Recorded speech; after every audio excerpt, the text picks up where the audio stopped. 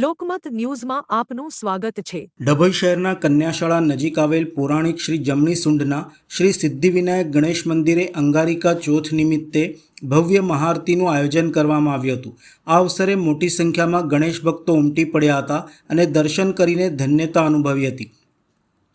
ડભોઈના કન્યાશાળા વિસ્તારમાં આવેલ પૌરાણિક શ્રી જમણી સુંઢના શ્રી સિદ્ધિવિનાયક ગણેશ મંદિર ખાતે દર સંકટ ચોથના દિવસે ભક્તો દ્વારા મહાઆરતીનું આયોજન કરવામાં આવે છે।